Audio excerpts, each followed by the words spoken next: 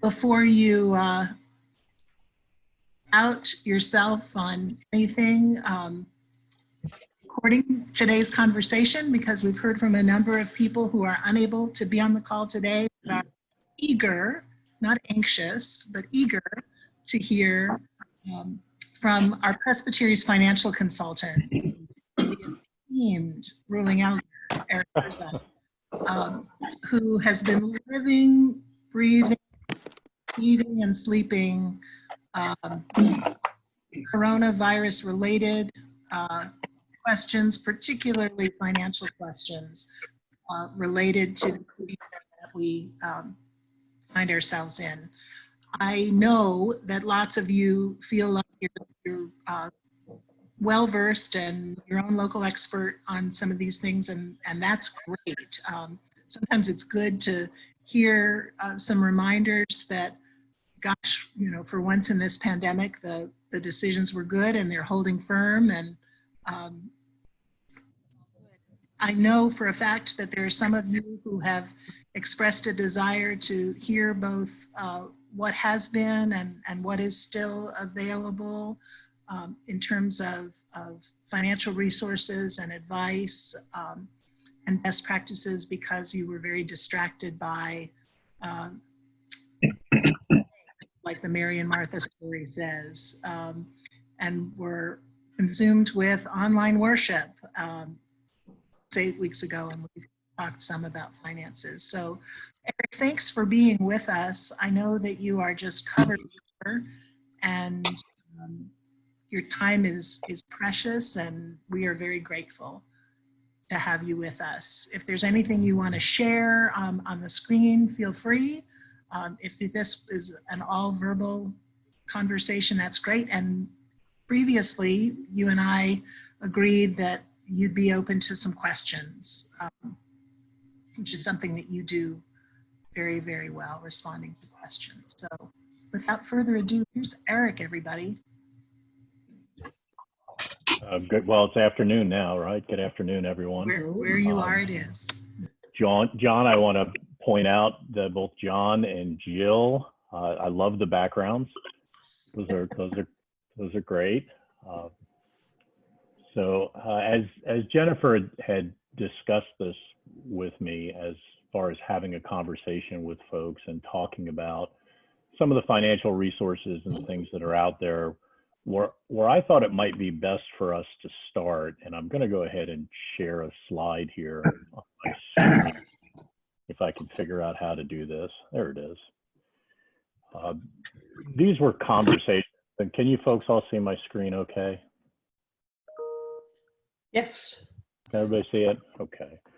So these were conversations I had very early on. So as Jennifer pointed out, my company serves as a consultant to both this Presbytery and Whitewater Valley Presbytery. My primary agreement with you folks is I consult to your stewardship ministry, your council. Eric, yes, ma'am. Before you begin, I'm so sorry to interrupt you. Could I remind folks on the call that if you're not speaking, could you mute yourselves, please, just for ease of hearing? And then you can do whatever you want and no one will know. Thanks. Do you want me to go on, or okay? I just thought it would be good to kind of go back to some of the conversations that I had had with your executive and presbytery leadership and council folks, and we started having these conversations back in probably the third week in March, wouldn't you say, Jennifer? When we started to produce materials and supporting and resources, and you know, there's such a myriad of wonderful opportunities out there, both within the Presbyterian Church USA, and then of course there's external resources as well. But I thought a good place to start would be where these were the 3 points that came out of conversations that I had with the leadership in the Presbytery. And Jennifer, feel free to jump in if there's anything you want to elaborate on here. But one of the first things we thought from a financial perspective was to provide churches with a tool and the encouragement to evaluate where their cash flow was, where the unrestricted designated and restricted resources and cash availability was for the church. We had a lot of folks asking about, we need to apply for a grant, apply for a loan. We all knew that there was going to be some financial pains associated with this crisis, but a lot of us didn't really have a good feel for what that meant. You know, did we have 6 months of reserves, 3 months of reserves? Were we going to run out of money at the end of this month if we didn't have tithes and offerings at regular levels? So one of the things the presbytery looked to do was to encourage churches and provide them with a tool to conduct a cash flow analysis to get a better feel for where the church cash flow position was and cash availability was prior to going out and looking for grant loan options that were available there. Keeping in mind that folks that are granting money or providing dues relief or PPP loans, none of this money's free, right? I mean, a lot of it is either coming from future tax bases or it's coming from reserve funds of those organizations. So having a need that we can identify and quantify can be really helpful, both on a short and long-term funding needs. The second thing the presbytery talked about, and we can have some, you know, interactive discussion about this once I kind of go through the overview, was redirecting funds from its own reserve capacity to make sure that the churches in the presbytery had the resources needed to do online broadcasting of worship, whatever resources were needed technology-wise within the church, that the presbytery could help partner with the church on to move forward with those, whether it was remote meetings of your session and how to do that via Zoom or through meeting subscriptions, online broadcasting of worship. And those funds were approved by the council and are available through the presbytery. And then also look to the churches to make sure that we as the presbytery could partner with you to make sure there was an online giving option, whether that was something the church was hosting internally through a number of other third-party providers that are out there, or using the presbytery to help process that online giving. So these were kind of the three initial responses, at least on this small piece of it, folks. I know there's a whole nother aspect of this, dealing with this crisis and working with this, but at least at that time, at the end of March, these were the three things we had focused on. Does this all ring true for you folks? Any questions you might have about the three of these?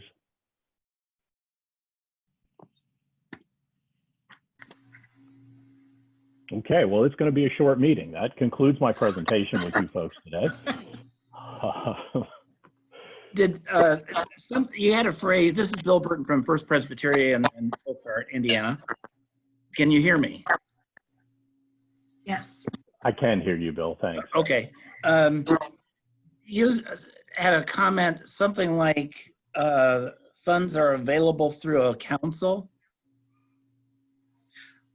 I had indicated that the Presbytery Council, so in the structure of your presbytery, you have a group of committed folks that serve on your stewardship ministry team, as well as your coordinating council. And I would suspect, Jennifer, correct me if I'm wrong, that these things will be talked about at Assembly on Tuesday.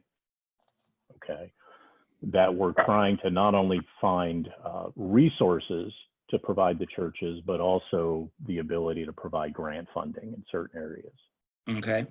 The parameters, Bill, of the grant, and everybody, parameters of the grant for technology funding is primarily targeted at churches that have little to no resources currently. This is not for churches that have been doing live streaming already and would love the newest piece of technology. This is for the congregations in the midst who have not been able to do anything from the church at all related to technology. We have some congregations who do not have internet access. We have some congregations who do not have the ability, though they have the people who would help figure it out, don't have the resources to have enough broadband, for instance, to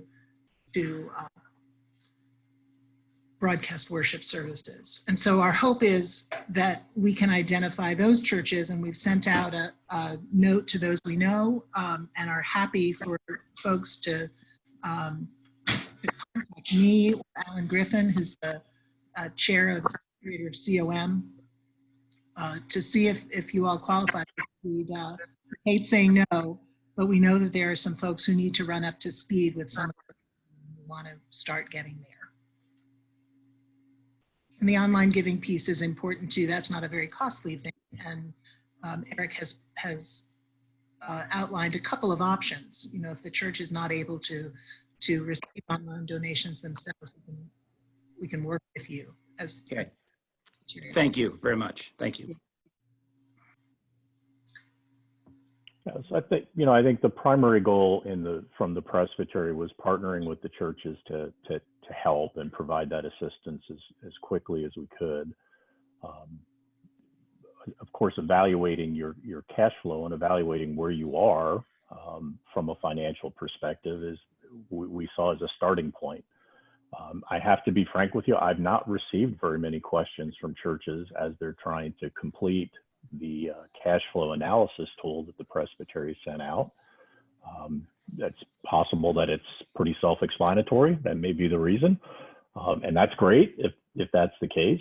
But I'm hopeful that we forecast the best we can. As we saw back in 2008, 2009 crisis, there was a lot of knee-jerk reaction and a lot of fear-based reaction that didn't have a lot of data behind it, and we had staff being let go or churches making huge budget cuts based on what might be. And of course, we do have to react and forecast and think about what's coming down the pike for us, what those external forces are. But typically when we react quickly out of fear without any evaluation or analysis, we don't typically end up with very good results. And I witnessed many churches that had laid off staff with significant surpluses by the end of 2009 because it just didn't roll out the way the fear was encouraging at the time for that to play out. So I'm not trying to minimize the crisis we're in, folks. That's not my intent. But to try and get hard data wherever we can, that's really hard to come by in situations like this, especially, this is an unprecedented time. But wherever we can have that hard data to look at and to evaluate and assist our sessions with the discernment of where the church is at financially, I would suggest that we try and grab it. And doing that 12-month cash flow analysis is one of those places. So for folks who are unable to see the chat, there's a confession, and I don't know if that's Laura or if that's Erica. I think it may be Laura. It was me. I was confessing. Okay. So Eric, you'll probably get some questions from us, within the week. I don't know how I missed this. I sent out a big email to my finance team, and then we asked one of our members who was looking for a way to help to like rake through all of the opportunities. And this most simplest one, I don't know how it, we made it through the filters or didn't make it through the filter. So we're going to do that. So you might be getting some questions from us. And I'm just so thankful that we're having a second financial conversation. Thank you. And grace abounds. The invitation to receive the cash flow forecasting spreadsheet was sent out to pastors. I believe we sent it to clerks of session and treasurers where we have that information, but it's also on our website, and it's in the financial resources underneath COVID-19 resources, that toolbox on our website. So thank you. We anticipated that there would be nice people on this call saying, oh, I missed it. How did I miss that? Because who hasn't been deluged with emails on a good day, much less in a pandemic. Right. Yeah, I feel like Stuff you were worried about. if you had skywrited it or had put it like within my kids' e-learning, I could have missed it too. Like I just, there's so much, it's like a big fire hydrant. So you all are doing a great job. I just missed it. So No, everybody's doing a great job. Hang in there. thank you. Yeah, and just to echo that, I'm really glad for the opportunity to talk about this. I've been, doing this type of work in the church for 25 years now. And, as you folks might relate, there are per capita discussions and basic mission discussions that I've been having since 1994 with folks. And sometimes it's just the timing is right, or it meets the need, so it's most applicable. Maybe the same thing I said 20 years ago to somebody, but right now it may have more of an impact. So these tools aren't, the cash flow analysis is not necessarily a new tool, but given the time that we're all living through, it just has more applicability. So I appreciate the opportunity to have casual discussions like this where we can interact together. And if you do have questions that come up and I have an answer I can give you, I'd be happy to do that. If I don't, I will be happy to research that answer. And I think that's part of what we do as your presbytery staff in supporting your work at the church. So don't apologize, but get those questions to me so I can help you get it done. So when we have Eric Herzog's non-anxious voice with us on a call, it seems to me that you may have questions about other things as well. You may have questions about the PPP program, or the other one whose initials I can't remember that starts with E. EBSIL and that's it. There you go. The ABC and my last search of grant opportunities, whether governmental as well as non-governmental, in Indiana, there was 170 different organizations that came up with different criteria for grant and supporting activities. So I appreciate you saying that, Jennifer, because I'd much prefer to respond to specific questions folks would have on these than trying to point to all of the resources that are available. I had planned to kind of look at some of them in general. But I think first and foremost, let's identify what the need is for our church family, and then we can start looking with the help of Jennifer, myself, Vicki, Marjorie, at the different opportunities to help the church that may be available. Great. If you wouldn't mind, may we stop sharing the document at this point, which would allow me to see the whole gathered room, and then we can field questions in some sort of decent and orderly fashion. You know what, anticipating that we've got assembly coming up early next week, we might take the opportunity today to use the feature on Zoom that allows you to raise your hand if you have a question. I know we're an informal group, but today we have 22 folks on the call, and rather than step on one another, if you scroll over your participants, help me with this, Marjorie. If you scroll over your participants button, you'll see that you have an opportunity, where is it, to raise your hand. It's in your bottom toolbars. You have participants. You click on that. Yep, Laurel's raising her hand and Bill's raising his. And then there you've got people raising their hands. Fantastic. Good. And if you're just practicing, that's great. If you're not practicing and you really have a question, I'm getting ready to call on you. Laurel Hamilton.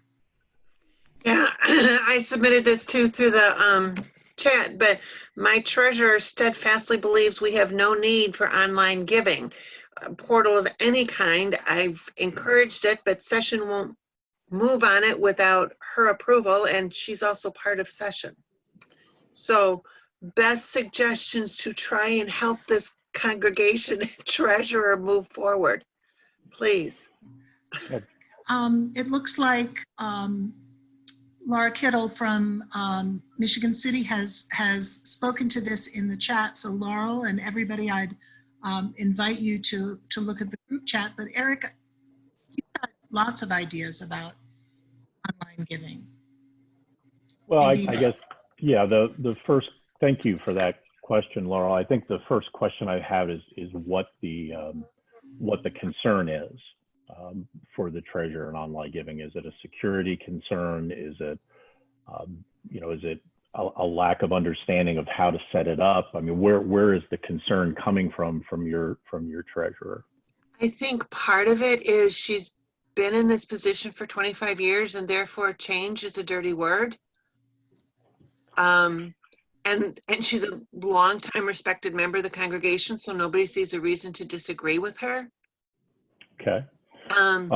She doesn't want to pay the fee, even though I've pointed out if we go through the Presbyterian Foundation, it's flat 2%, which is the best you're going to get anywhere.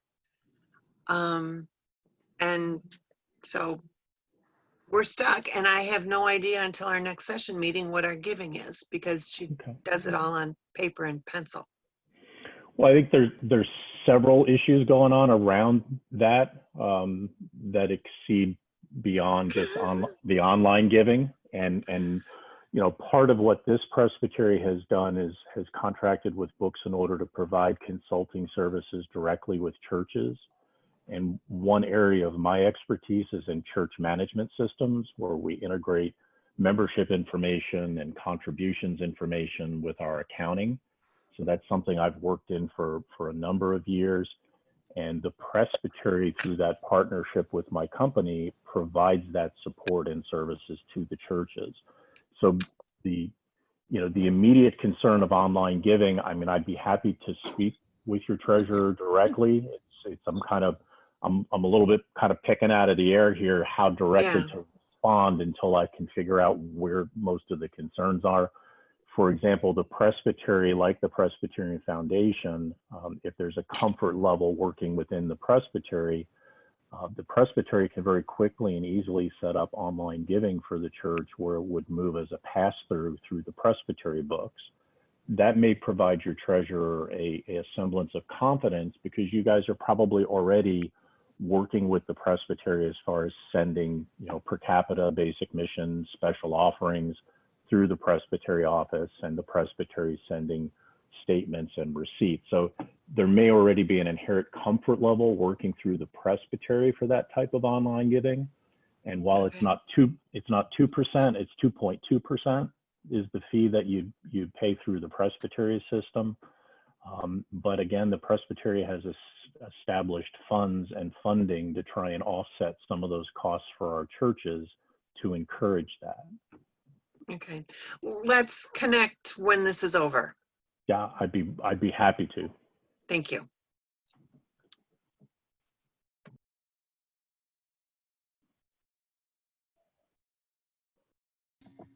Okay, Michelle Bartel, your hand's up. Yeah, Eric, you mentioned back in 2008, 2009, the staff changes people did precipitously fast. And this is one of the things that's on my mind, is going forward, how does this happen? I've actually never been working with a congregation, even when their budget was going down, we were actually increasing salary, that budget within the larger budget. So this is unfamiliar territory for me. Could you describe what you think are the reasonable steps, discernment steps to engage on the way to making decisions like that financially? Yeah, that's a great question, Michelle. Thank you. I think to a certain degree, it's going to change for each congregation and the culture of each congregation and the resources within each congregation. So there needs to be additional discussion. There's no magic wand that's applicable for every situation that a congregation may be in related to this. However, first and foremost, having an understanding, if you're evaluating your current financial position, having as much evaluation done as you can ahead of time to know what that means. If we're looking to reduce compensation, is it purely for financial reasons? Are there other reasons involved? So I come at it really from the financial perspective. So for me, I'm looking as my first step to have as much relevant, applicable information relating to the church financial position. And to me, that starts with that cash flow analysis. You know, what do things look like? I'm not saying that churches are not going to be in a position where they may have to consider reducing expenses, reducing staff as we get further and further into this crisis. You know, I can say in the churches, Michelle, that I work with directly, the largest decrease in monthly giving I've seen for April was 22%. And I've had several churches where members have responded in a very positive, and I really want to lift up and celebrate where their April was substantially higher in giving than was anticipated. So, you know, I guess to kind of, to answer but not answer your question, I guess it would depend on the situation. But I think the first thing I'd want to know is have a relevant look at what my current cash position is as a church.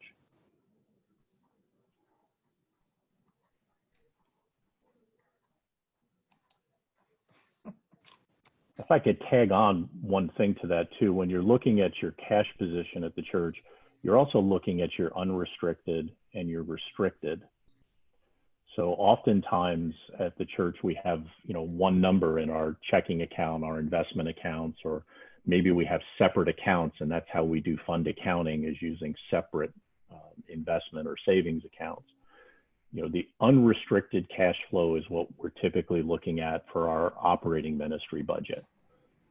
There's no donor restrictions on those funds other than it's used for the operating mission of the church. If it appears through our cash flow analysis that we'll be dipping into our restricted endowments or donor restricted funds on our balance sheet, that's something else we have to kind of weigh in this process. One clarifying question, please. You're talking about this cash flow analysis. I have appreciated all the excellent treasurers and financial people I've worked with. Is that different from seeing income and expenses for a month on a monthly report? It is. Great question, Michelle. Yeah, it absolutely is, because, you know, our income and expenses, or in the church, our revenue and expenses are a snapshot of month to month. But our resources, our balance sheet resources, the total amount of cash that we have without any contingent liabilities associated to it. For example, the Presbyterian Disaster Assistance, one of the first things they did was looked to their General Assistant Reserve Fund, which was $2.7 million.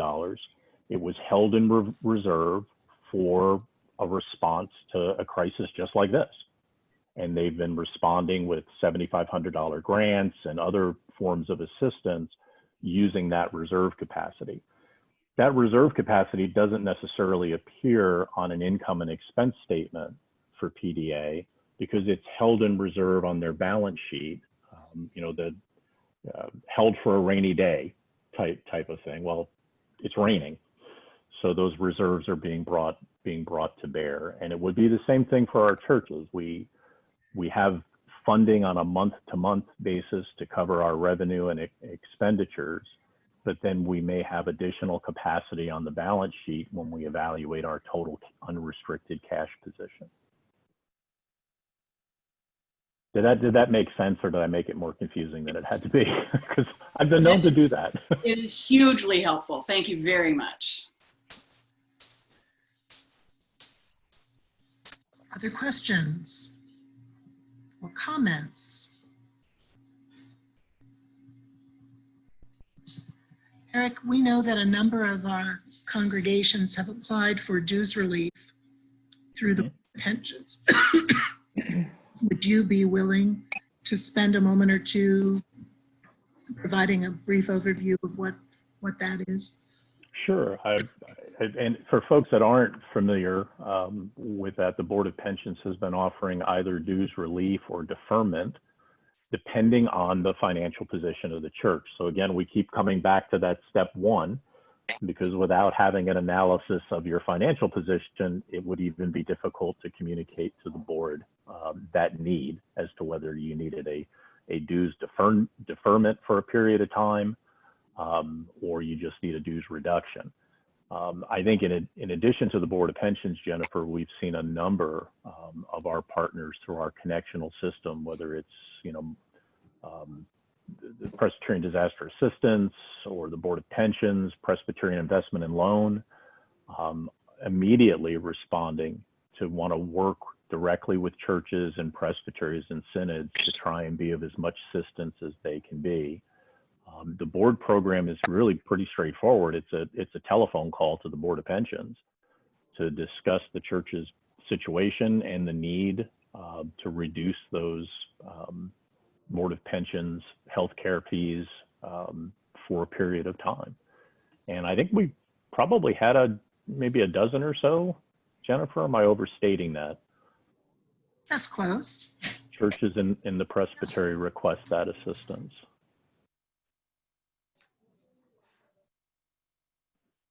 And I'd be happy to get you the phone number is just the general dial-in number for the Board of Pensions, but there's additional ways to access those resources. I'd be happy to send to Jennifer to share with you folks. We can send that out. We can post it in our resources either way. Yeah. What I want to say about PDA is that they did have a very generous invitation at the beginning for emergency grants. They were overwhelmed with requests, and in almost every case, if applicants in our presbytery received anything at all, it was half of the $7,500 grant that they were offering, which is a way to say, to tee up this ball and hit it, that one great hour of sharing is the major ways in which PDA receives its funding. And guess what? One great hour of sharing this year coincided with stay-at-home orders, and it's challenging to collect fish banks in a pandemic. And while the church calendar marches on, there is no expiration date on one great hour of sharing giving. It seems to me that there would be a lot of traction in our congregations to be able to point to the extraordinary work that PDA, as one recipient of one great hour of sharing funds, does and is doing in this time. So there's a serious plug, even as we're getting ready for the Pentecost offering, to say, don't forget one great hour of sharing, because that's going to be a challenge for them to recover some funds so that they can help more people. Peggy. Okay, here's my question, and it has to do, Eric, with the PPP program, the payroll protection program. Can you speak to, just kind of in general, if a church has thought about or received monies from the payroll protection program and then their financial situation changes? For instance, it gets better than what they expected it would be, or maybe their staffing plan has changed. You know, we know the PPP is there to help, you know, get through a crisis and that sort of thing. But what kind, I think maybe some people at our church might be interested in hearing, it's the LaPorte Presbyterian Church, what you would think the best guidelines would be for, you know, maintaining funds or returning them. Is there a deadline if you find you don't need them, you know, wait 6 months and return it, or can you speak to that a little bit for me, please? Yeah, because that's very relevant, Peggy, and it's happening where folks sought PPP loans and a few folks actually got them in the first round that were not $50 million public companies, believe it or not. And folks that did receive those PPP loans are, what from the day they're funded, I believe you've got 8 weeks of payroll from the day it hits your account. And you can charge against that amount up to 75% of your payroll costs, as well as costs related to, and I've seen folks be real creative here. So for example, let's say a preschool was a church ministry and part of its tithe was to pay the church rent each month. And that preschool was closed by an action in the state. Well, that's rent revenue that the church is not receiving. So I've seen that charged against those costs. But in several cases, the churches that have received PPP loans are wondering if they needed it. Because, again, we may have bypassed step one in identifying what our financial need is and jumped right into getting it because it was a hurry up, first come, first serve. I mean, it just created such a sense of urgency in the system. I don't know that I have specific recommendations for churches on whether to return excess funds or how to respond in that regard, because I quite frankly haven't really thought that through all the way yet, Peggy. It's just starting to become a question. I think most of our churches could probably cost justify the 2.5. So your PPP was based on 2.5 times your average monthly payroll.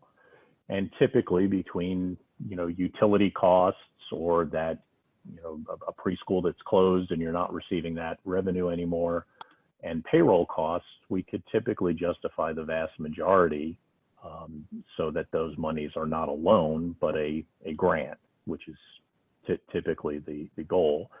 Any monies that are not expended according to the SBA guidelines would then roll over to become a loan, I believe, at 0.5%. So, then the church would have other options as how to invest that excess. For Eric Herzog personally, and this is just Eric Herzog personally, I'm not sure at this point if returning the money is doing anything to refund the program. That's not clear to me.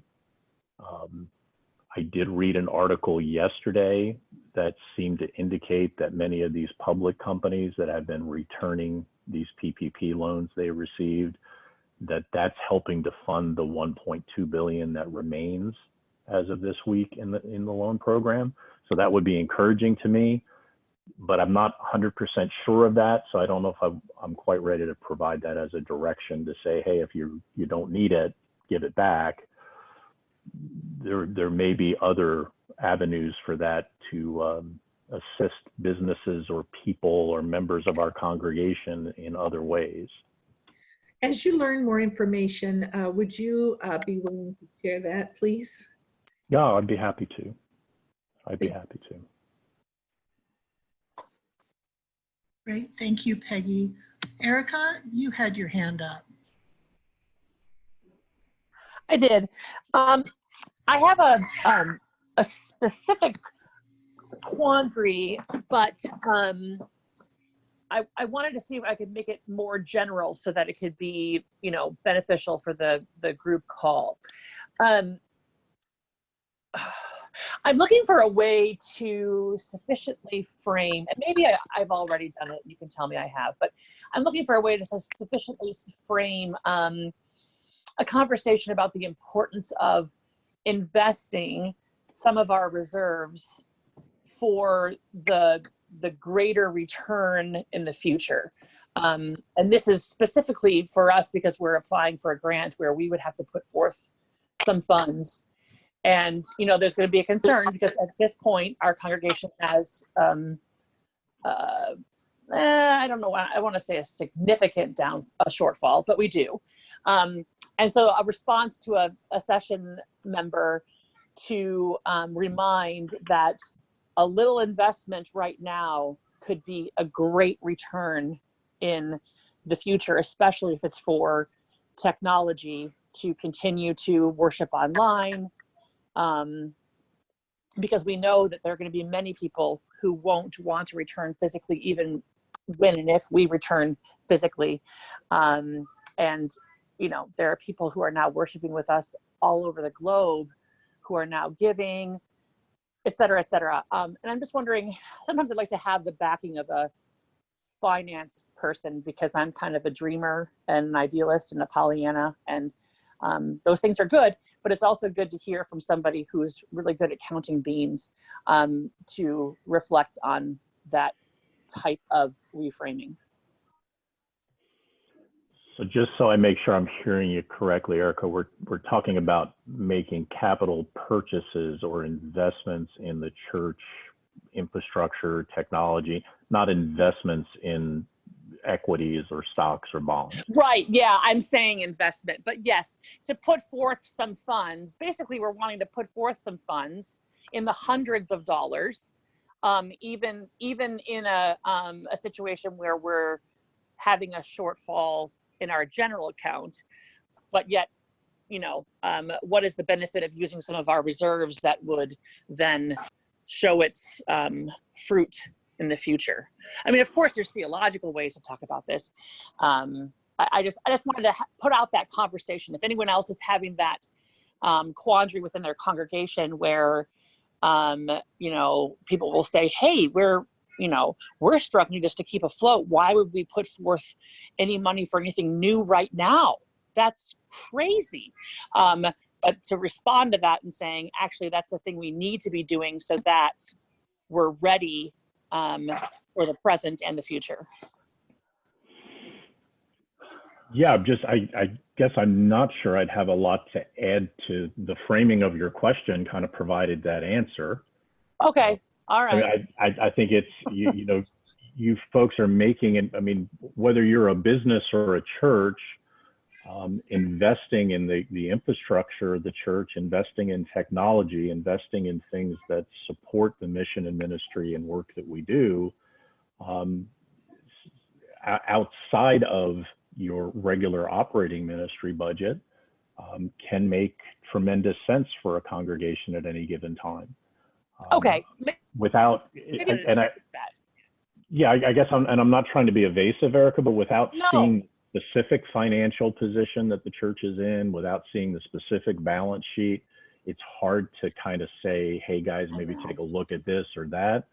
But in general, I would be 100% in agreement with you. If the church has the resources and it makes sense to invest in something for the future that pays a current or future dividend for the church, that would make great sense to me. Now, how to work through the pastoral care and the personalities and those things, I'm going to defer to the person that's on my, on my left.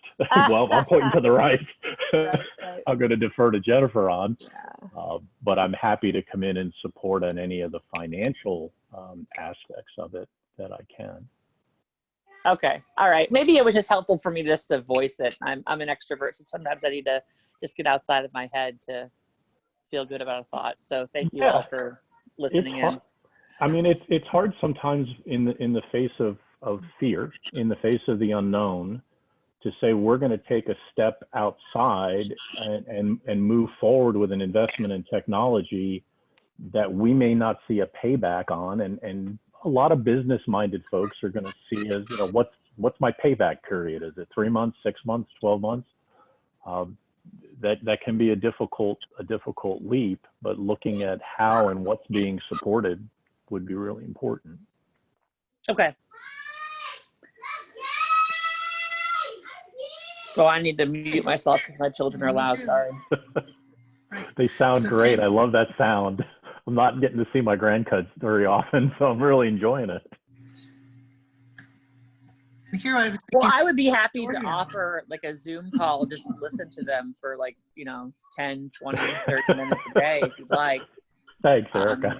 I mean, this is a scarcity and abundance conversation. I can share that abundance for sure. In our remaining time, I wonder if there are other questions that you have of Eric voice of calm and reason.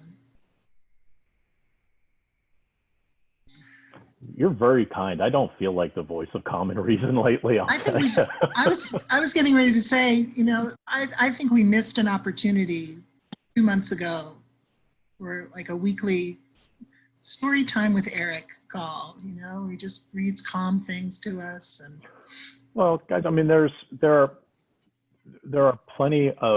still plenty of opportunities to look at as far as financial assistance, and I think it, you know, again, it starts with getting an assessment of what the need is, short term and possibly long term for the church.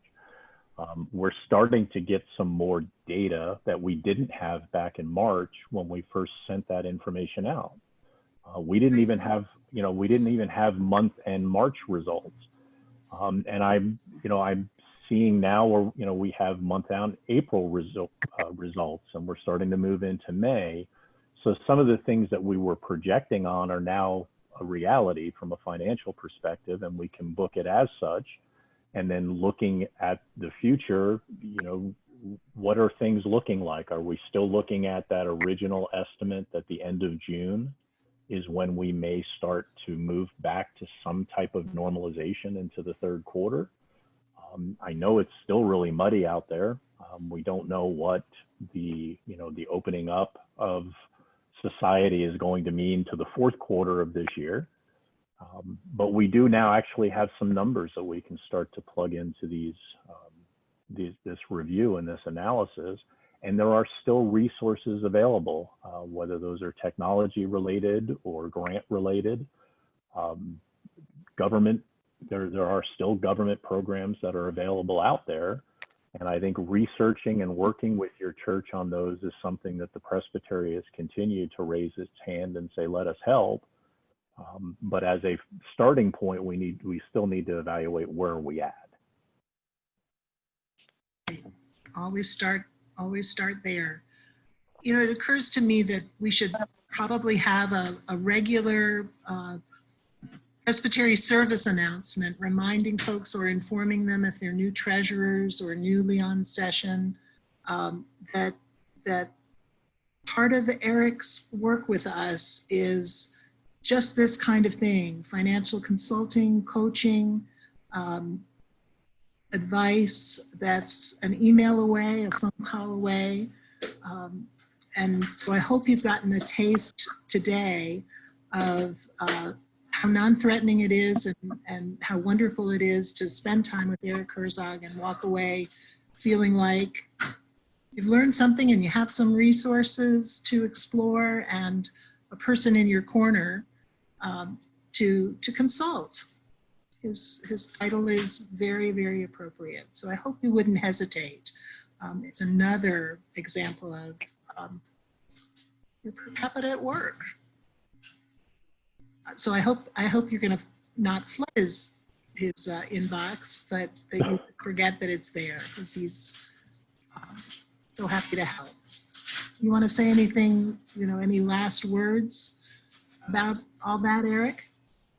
You're very kind, Jennifer, and I just, if there's anything for me through this process that has been really encouraging, it has been our connectionalism, our connectional nature as a church, and seeing how quickly, and I can't sit here and tell you I agree with everything done in Louisville, or, I've got all kinds of issues, and we can have another hour conversation just talking about Eric's issues with different, but in general, the response of the denomination, the response of your presbytery and within the church has just been, for me, such an area of celebration through this crisis. So many of the churches I work with, that one of their first reactions wasn't a cash flow analysis, but to establish a COVID-19 relief fund in their local community. And talking to me about how they could expand that resource locally to help other folks with the resources the church anticipated having. And there's really been an aspect of this that both within the PCUSA and just in my local community, I think I really want to lift up and celebrate. So, and thank you for the kind words, Jennifer, but I'm more than happy to help any way I can, folks, with any knowledge that I have on these subjects. Well, and Eric's not going away as the pandemic subsides, which we pray it will. And so you can contact him at any time. Eric, thanks so much. Friends, Jennifer, yes, Marjorie. we've got a request for Eric's email address. Oh, it's eric@ourpresbytery.org.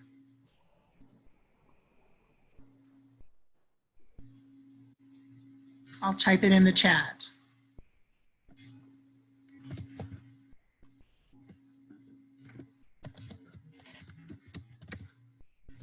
I think there's also a way to, if you ever wanted to go to our website and click on his name or his picture or something like that to get there as well. All right, so I put it in the chat for those who want or need Eric's email address. I'm not seeing any other questions in the chat. I'm not seeing any other hands raised. It's 11:51. We're going to give you back some time today. I want to remind you that next week, Sandy Carlson is going to be with us. Many of you know Sandy. She's a ruling elder from the Michigan City Church. She is going to come and spend some time with us on how to help folks not completely succumb to the fatigue that all of us share, whether we're pastors or church leaders or teachers or small business owners or retired people or parents of kids, not to succumb to the fatigue of dealing with weighty issues, because the reality is there have been a lot of weighty issues and they continue.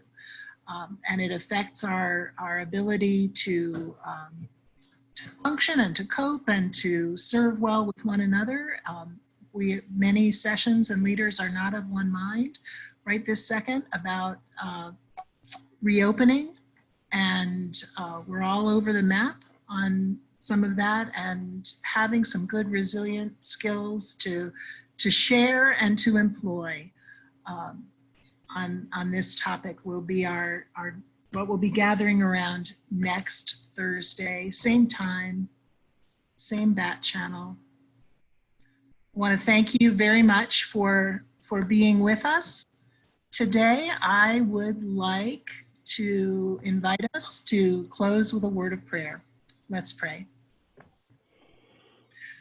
God, we give you thanks for the ways in which you remind us again and again and again that we are not alone, that you send financial consultants and colleagues and peers to walk alongside us. And we are quite aware, loving God, of the presence of your Holy Spirit in each one of our lives, guiding us, directing us, connecting us, encouraging us, and inviting us always to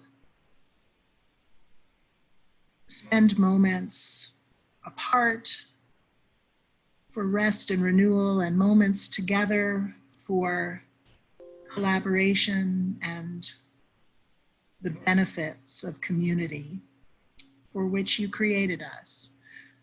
Go with us as we leave this Zoom room. See us safely on your way and bring us back together, probably virtually for the time being, that we might continue to serve in your name. We pray all this in the strong name of our Lord and our Savior, Jesus Christ. Amen.